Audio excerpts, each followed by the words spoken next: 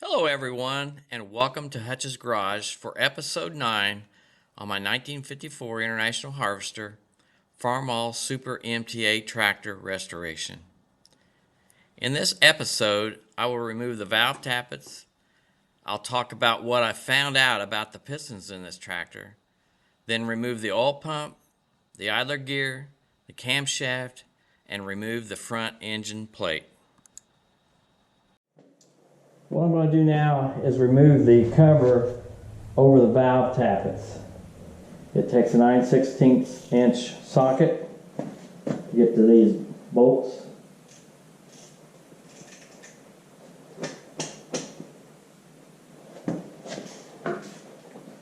First loosen them up.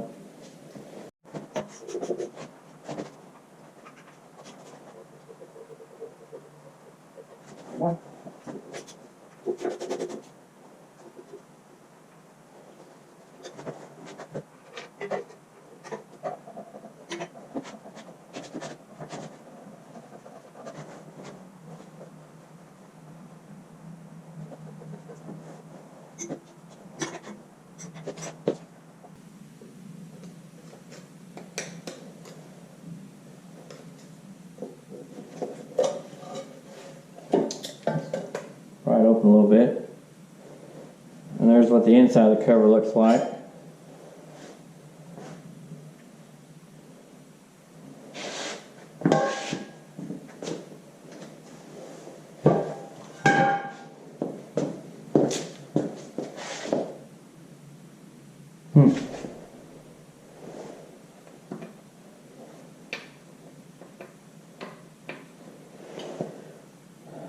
Now I thought there was supposed to be a piece right here to hold these things down.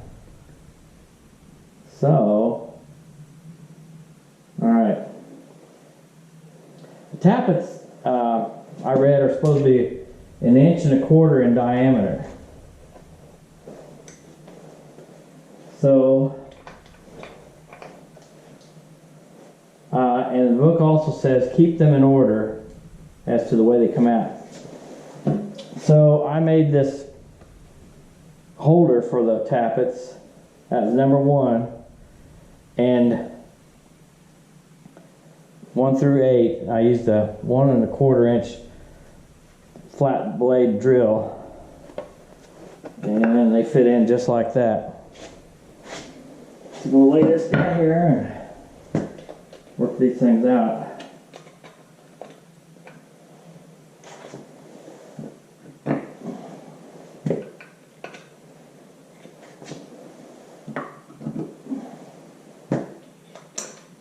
Here's the holes for that piece that's supposed to keep these in place.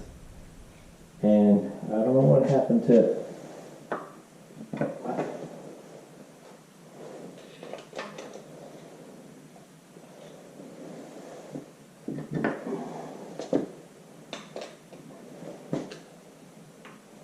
Six, seven, eight.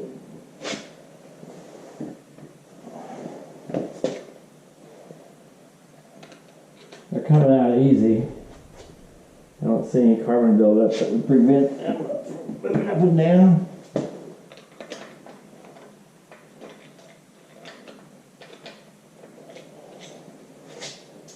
That's all of them. And we have them held neatly in this.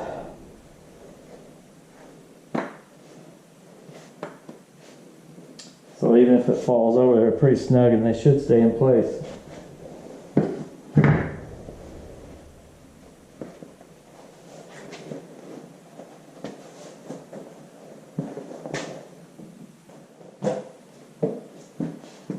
Right now I want to discuss what I found on this engine to this particular point. As you know, I mentioned earlier that I knew the head had been rebuilt because I found a red nut under the valve covers when I took the valve cover off to fix a leak. However, I didn't know if the bottom end and the cylinders had been worked on at all. After pulling the head, I did some measurements, and when pulling the head, I noticed it had stepped up pistons, okay, which I thought the normal MTA came out with flathead pistons. Anyway, looking up the number on this particular piston, it's an International Harvester part number 374457-R1E. And then I did a measurement of the sleeve internal diameter, and they were 4 1/8. So that means these pistons are 4 1/8 inch in diameter, which gives this tractor 281 cubic inches instead of the standard 264 that this original engine would have been. I went on yesterday's tractor and asked questions about this particular part number, if anything new about it, and things like that. And I got a few responses, and a couple of them mentioned that this was a kit to increase the cubic inches from the standard 264 to 281 cubic inches like the 450 tractor. However, this kit, according to them, was made specially for a Super MTA, a Super M, and a 400. Now, I don't know if that's true or not, but that's what they said. I have not taken the caps off the mains, nor have I taken the caps off the connecting rods, obviously, because the pistons are still in the tractor at this point. I do plan to measure the clearances on the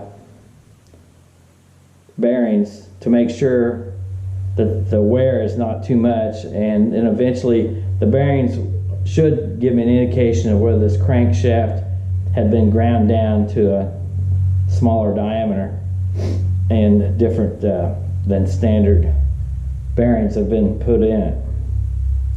So I'll get to that after a while. A couple of guys mentioned that they put their tractors after this modification had been done on a dyno, and they were able to get 60 horsepower out of it. So that's amazing. And of course, all the time I've been using this tractor, I never knew how much power it had, other than it was burning oil, obviously from the rings being worn out, and I really don't get any piston movement. I believe these are called fire crater pistons. I do know that the Super MTAs, you could get different pistons for it, and they were called fire crater. I have not yet found this part in the parts book. I don't have a parts book that has this particular number. If somebody knows that, I'd like to know if what it says in the description of this particular part. Anyway, that's where we stand at this point. So before we can take the bearing caps off, the connecting rods and the mains, I need to first take the oil pump off. It takes a 5/8 inch wrench.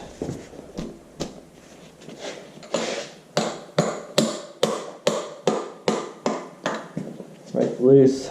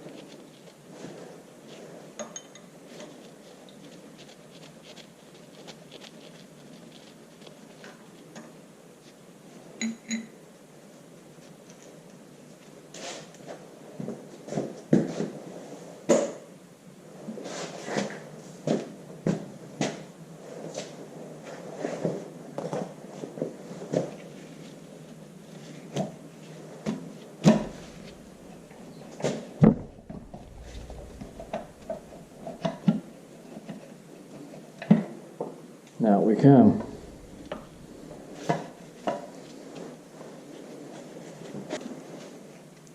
Just a quick look at it.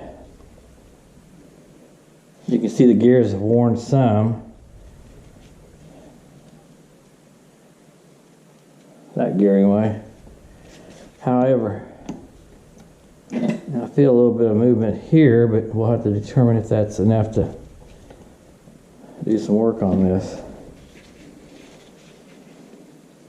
This tractor had good oil pressure. When you started up cold, it would go to 70 psi and then come down about 45.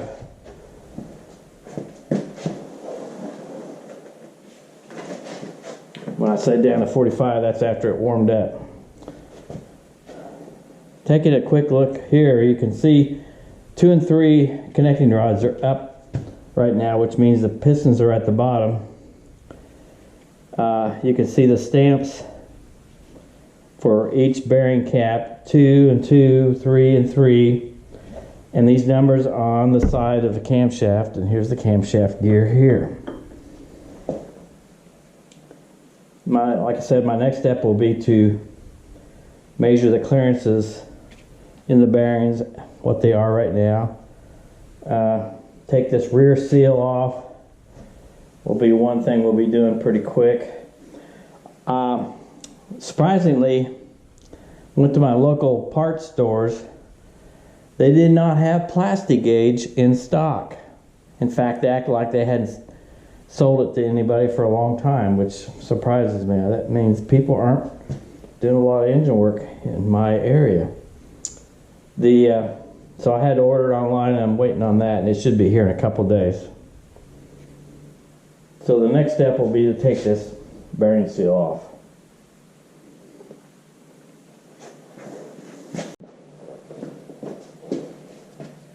Right now, I'm going to attempt to take the rear seal off. There are 12 bolts around the seal. It's split up in 2 halves of some sort of pot metal, and then there's a plate right here that crosses over into the path where the oil pan goes. The oil pan was held by 1 stud here and 2 bolts there, and then the bolts are going all around. There's 4 bolts on top, 8 that go around in this direction, and 2 long bolts down here that tie the 2 halves together. And we'll see what it looks like inside. I've never taken one of these off before.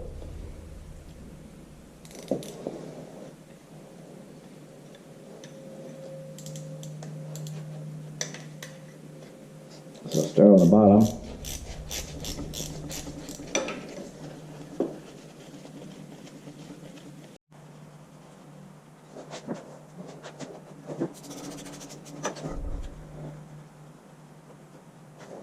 Some of these have a flat washer and a lock washer along with them.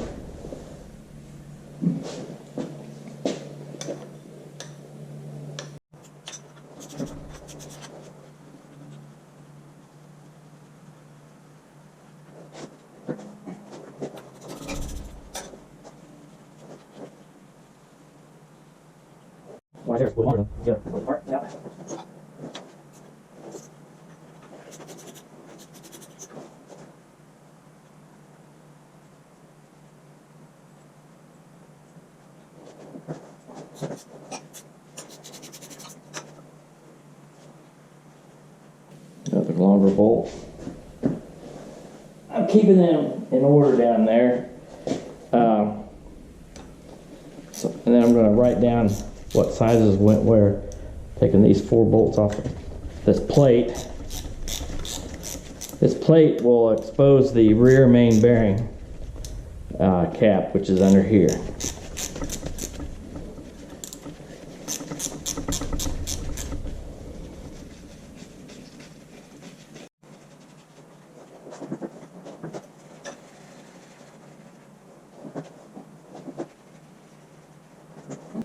Now I'm going to take the 2 longer bolts that pull these 2 halves together. Use a different wrench. I use a 9/16. I forgot to tell you that all these are 9/16.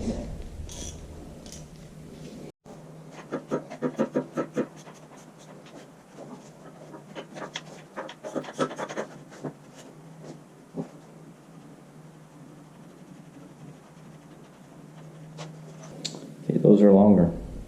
I'll get the length later. One more to get.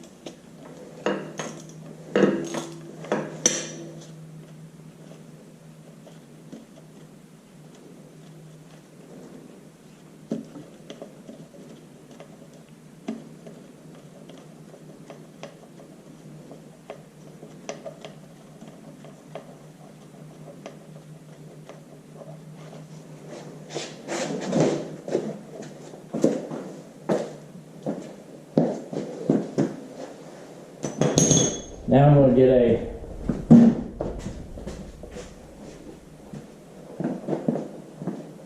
getting a putty knife to begin prying on this. Okay.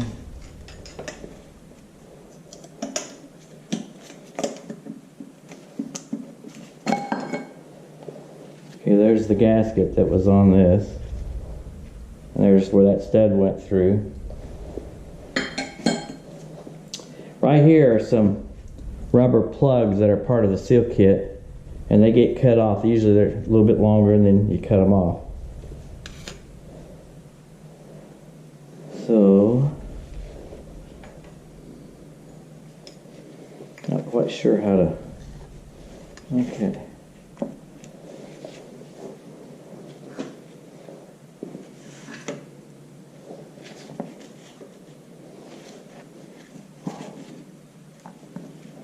Now, have I got them all?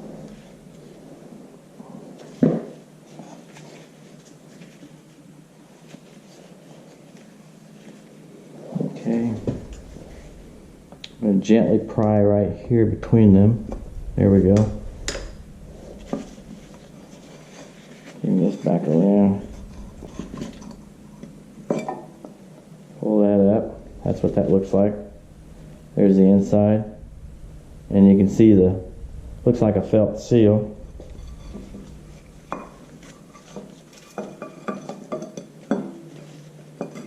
This is the top piece actually. Of course I got the engine upside down.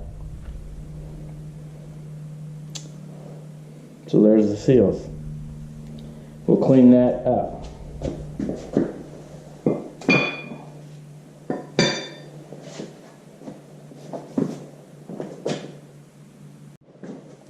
Right now I want to show everybody something on a Super M engine.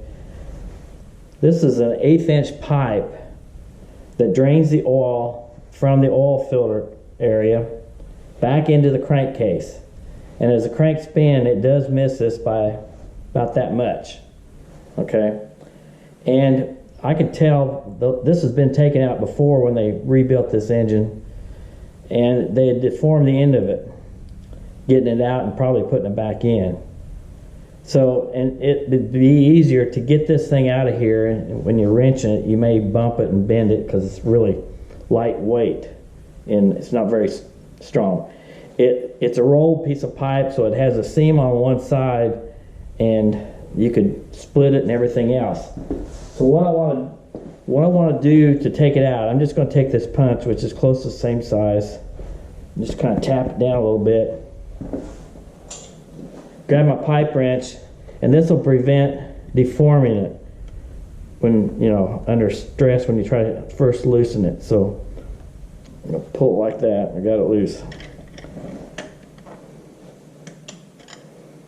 Alright, it's hands loose now.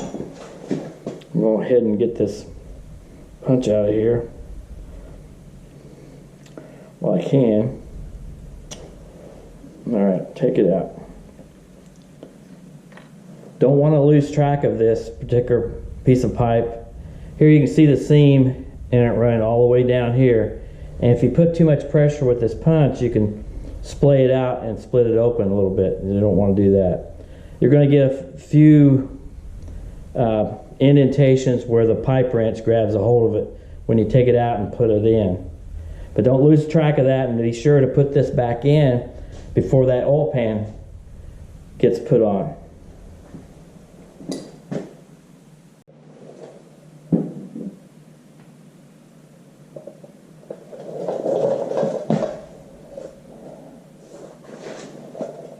I'm going to take the idler gear off now. It's only one bolt, and it holds this piece here that it rides on.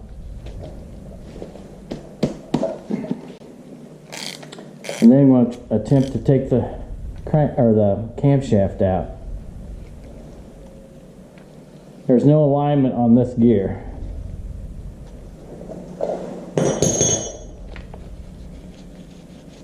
In other words, you don't have any marks to line it up with against the crank bearing or crank gear.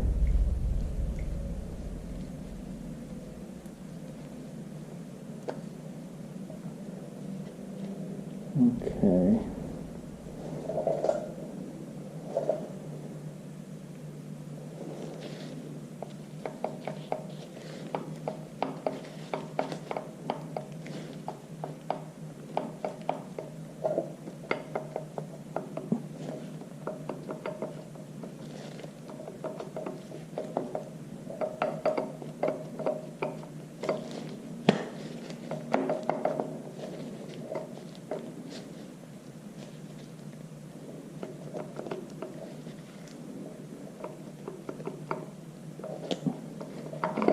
There we go. That's all there is to this. There is a pin, as you can see right there, to keep this thing from spinning. It goes in one of those holes. I'm going to put this on the bench.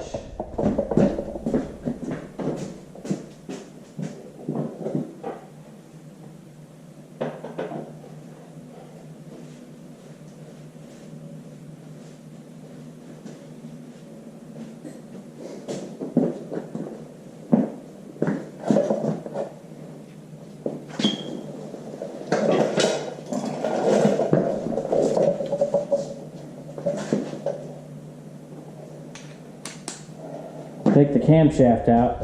You have to line the cam gear up to access the bolts. So I'm lined up to get that one.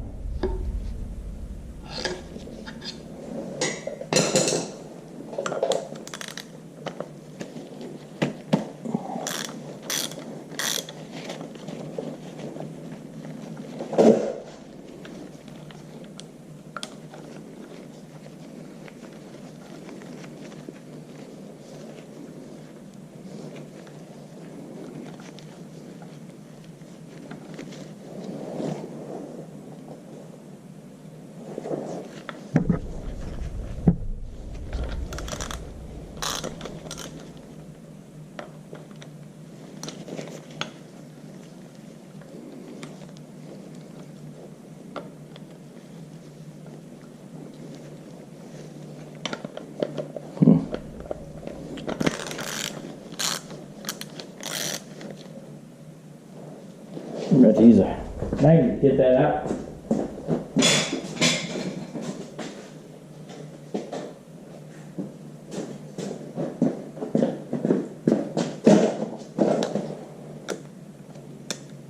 I guess it's still got some threads on there.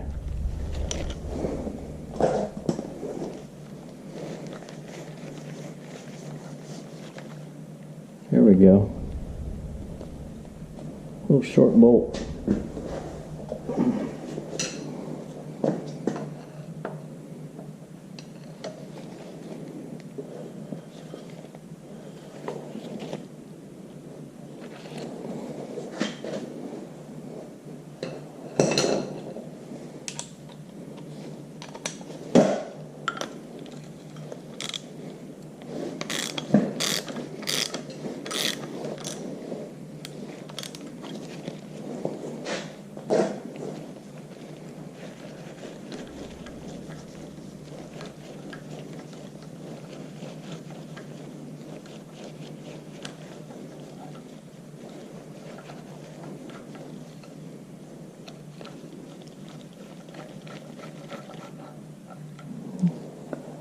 that one. I'm not sure if there are 3 or just 2.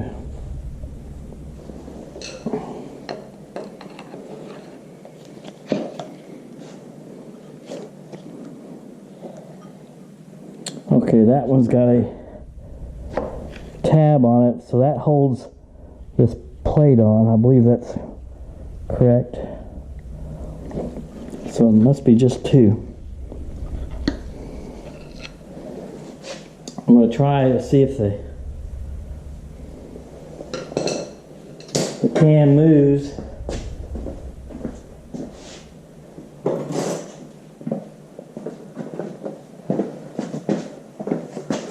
Forward a little bit. Yes, it does. So it's free.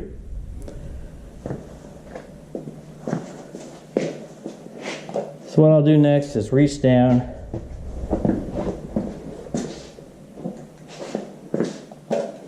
inside and slowly pull this cam gear out. I back up the camera so I have enough room.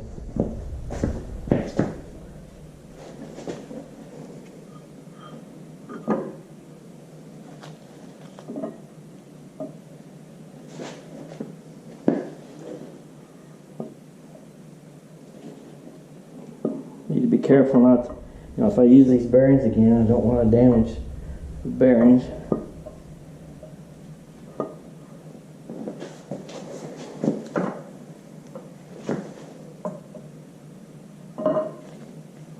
Wow. It looks pretty good shape from just eyeballing it. And I'll store this camshaft in a vertical position. So now I'm just going to set it right here.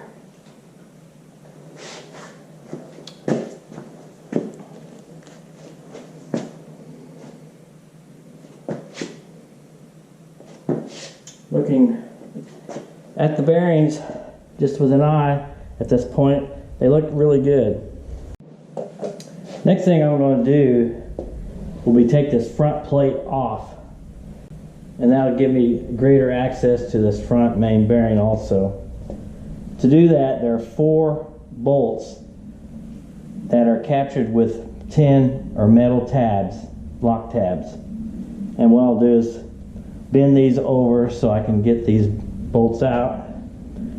There's a pin, alignment pin there, and I believe that's it. And then it should come over this gear. It's got a hole bigger than the crank gear here. I'll do this off camera, you don't need to see that. So anyway, that's what I'm going to do next. That's all the time we have for in this episode. Thank you for watching this video. If you like this video, please hit the thumbs up and subscribe to my channel. Please continue to join me for the next episode as I restore and rebuild this 1954 International Harvester Farmall Super MTA tractor.